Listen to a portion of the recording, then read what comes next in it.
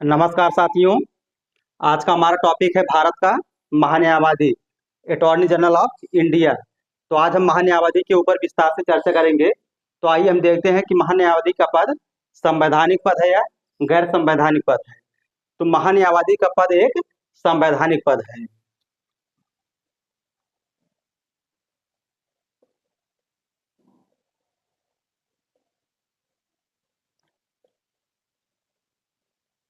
संवैधानिक पद का मतलब होता है जिसका संविधान में उल्लेख किया गया हो।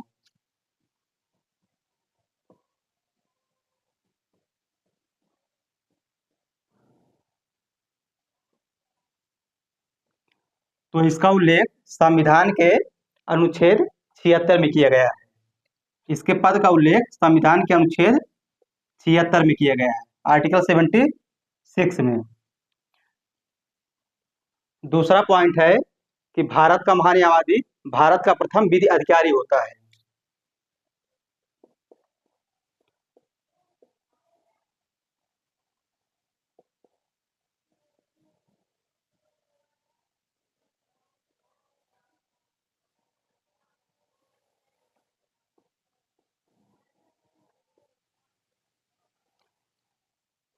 भारत का प्रथम विधि अधिकारी होता है।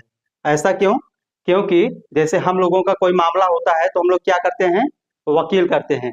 उसी तरह भारत सरकार का वकील कौन होता है? भारत का महान्यायवादी। अब इसके बाद हम इसकी योग्यता के बारे में देख लेते हैं।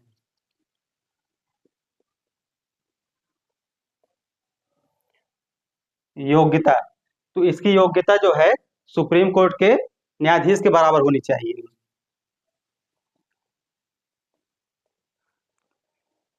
उच्चतम न्यायालय के न्यायाधीश के बराबर।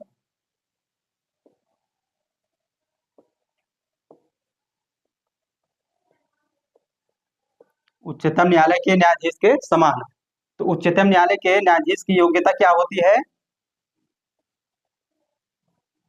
तो इसमें पहला पॉइंट है कि उसे भारत का नागरिक होना चाहिए।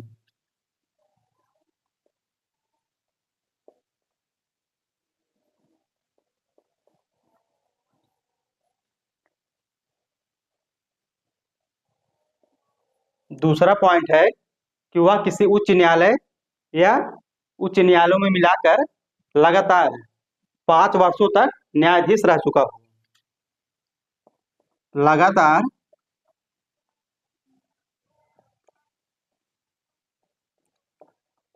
किसी उच्च न्यायालय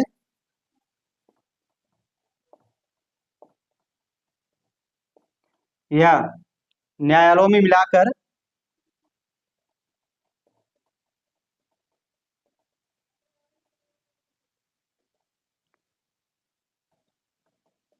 5 वर्षों तक न्यायाधीश रह चुका हो।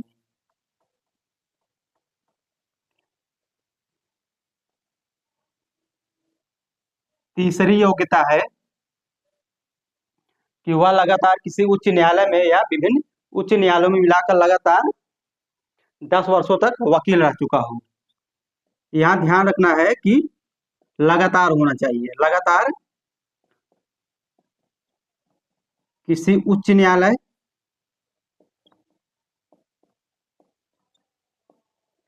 या न्यायालयों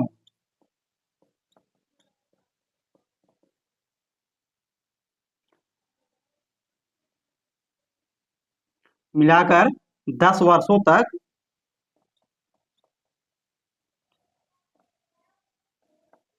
वकील रह चुका हो।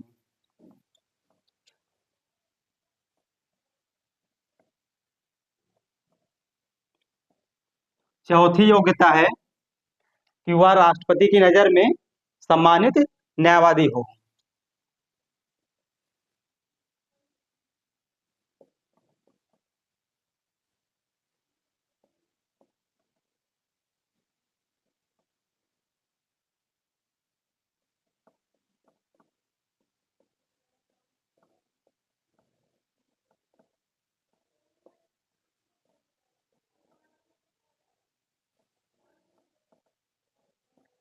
तो पहली योग्यता क्या है, उसे भारत का नागरिक होना चाहिए और इन तीनों में से किसी एक योग्यता का होना जरूरी है।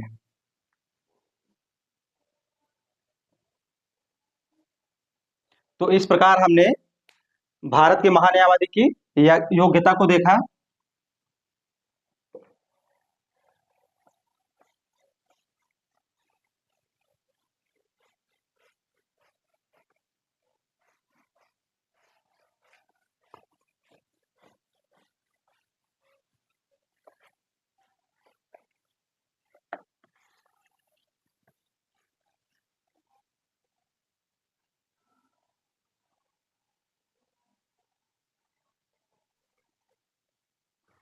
अब इसके बाद इसकी नियुक्ति देख लेते हैं। अपॉइंटमेंट, तो इसकी नियुक्ति राष्ट्रपति करता है।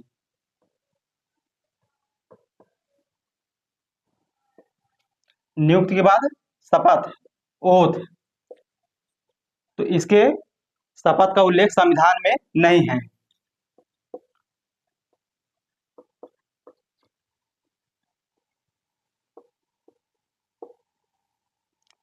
लेकिन यह राष्ट्रपति के समक्ष निष्ठा की शपथ लेता है।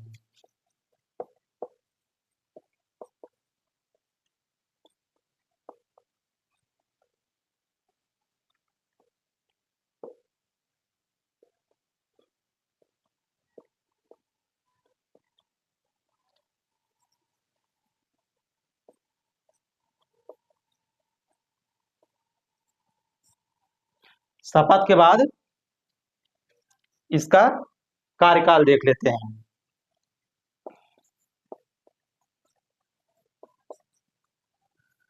तो इसका कार्यकाल जो है राष्ट्रपति के प्रसाद पर्यंत होता है।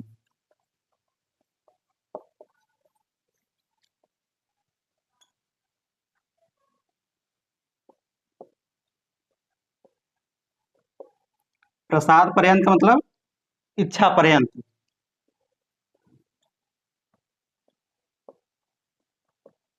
अर्थात जब तक राष्ट्रपति चाहेगा तब तक महान्यायवादी इस पद पर रह सकता है।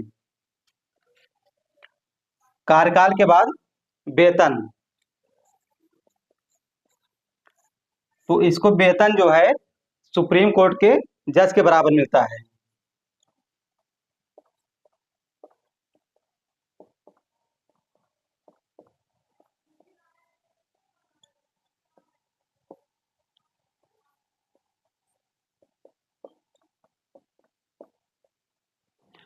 लेकिन इसको जो वेतन मिलता है वह मानदेय के रूप में मिलता है।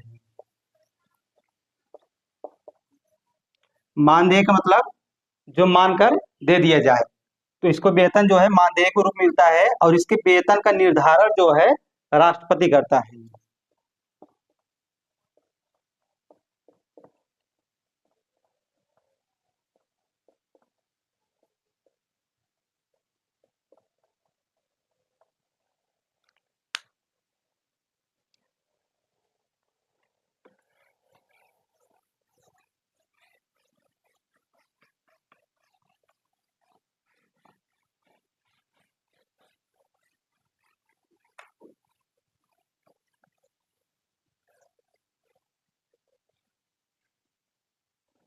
इसके बाद इसके कार्य एवं शक्तियों को देख लेते हैं। तो कार्य में पहला है कि विभिन्न न्यायालयों में भारत सरकार का पक्ष प्रस्तुत करना।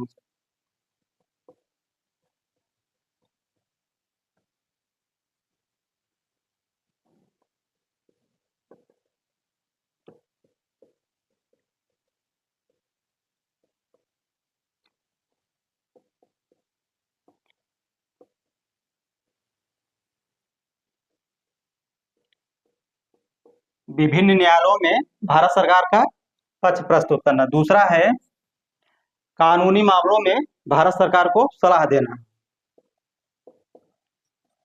कानूनी या विधिक।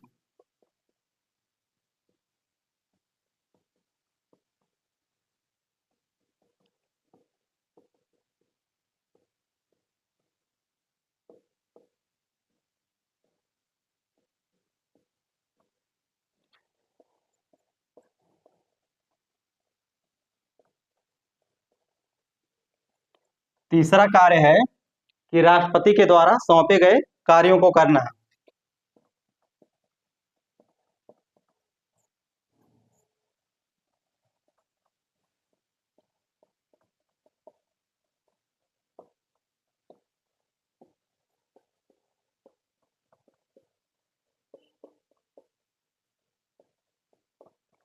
राष्ट्रपति द्वारा सौंपे गए कार्यों को करना।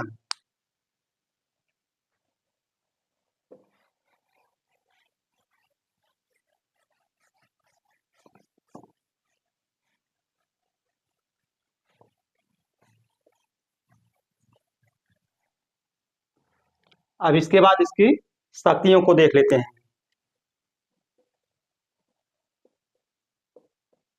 इसमें पहला नंबर है कि यह एकमात्र ऐसा लोक अधिकारी होता है जिसे संसद में बोलने और बैठने का अधिकार होता है।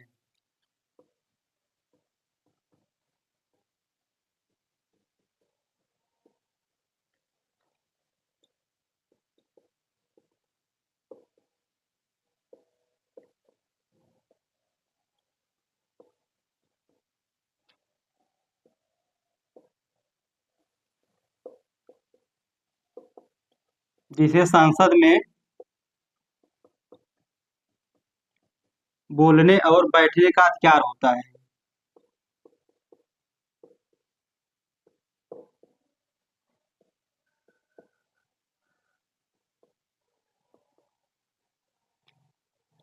दूसरा है कि यह संसद की किसी समिति का सदस्य हो सकता है।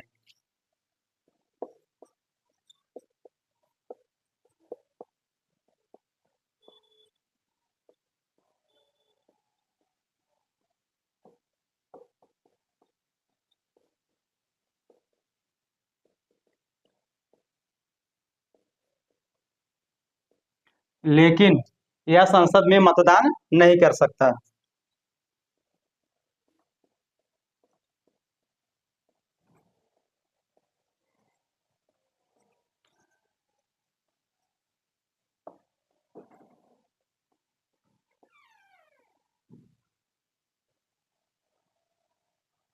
इसके बाद हम कुछ अन्य चीजों को देख लेते हैं।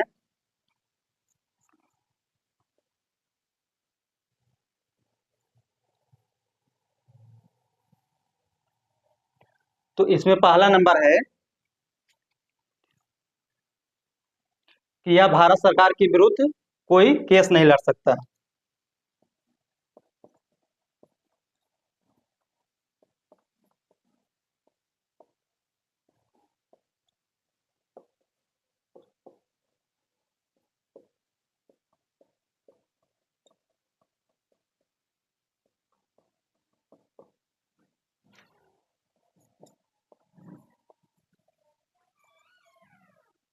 दूसरा है कि यह भारत सरकार के खिलाफ कोई कानूनी सहायता नहीं कर सकता।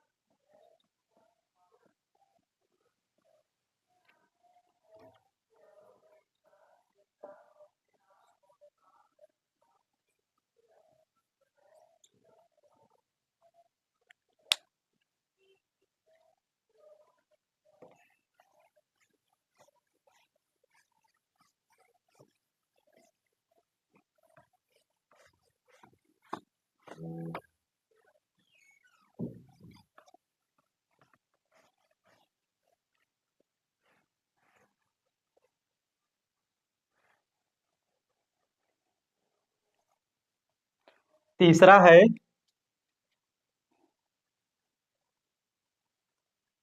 कि यह प्राइवेट प्रैक्टिस कर सकता है।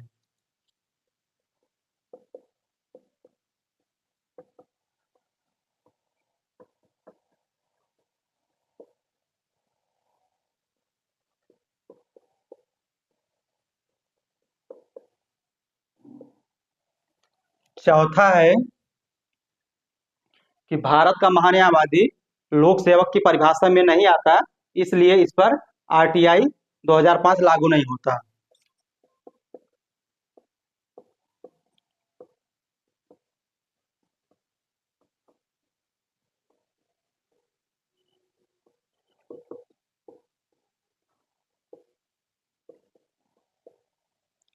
इसलिए सूचना का अधिकार अधिनियम 2005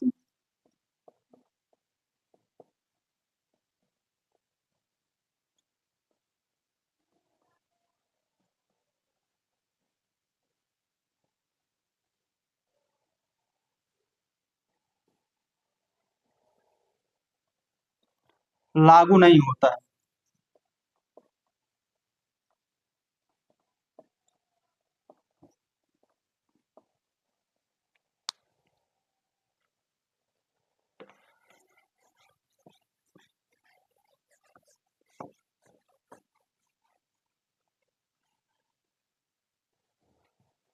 अब इसके बाद हम महान्यायवादी के अतिरिक्त अन्य कानूनी अधिकारी को देख लेते हैं, जिसमें है भारत के महान्यायाधिकर्ता।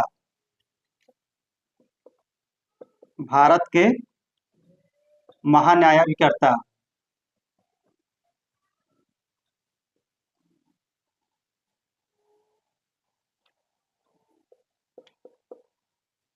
Solicitor general of India.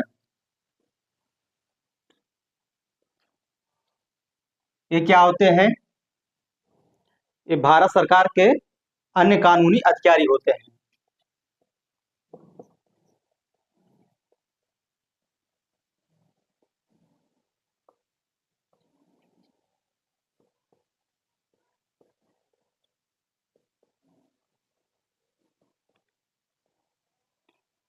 जो महान्यायवादी को उनके कार्यों में सहायता प्रदान करते हैं।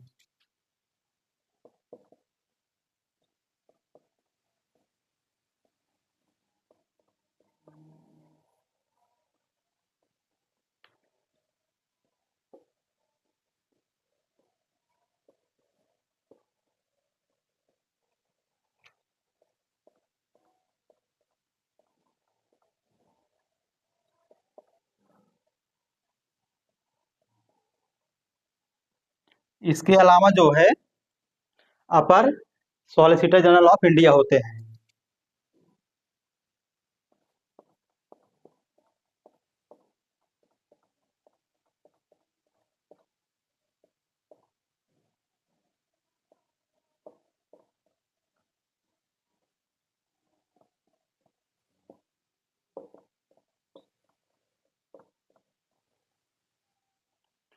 तो इस प्रकार हमने भारत के महान्यायवादी को देखा। आशा करता हूँ वीडियो आपको पसंद आया होगा। Thank you.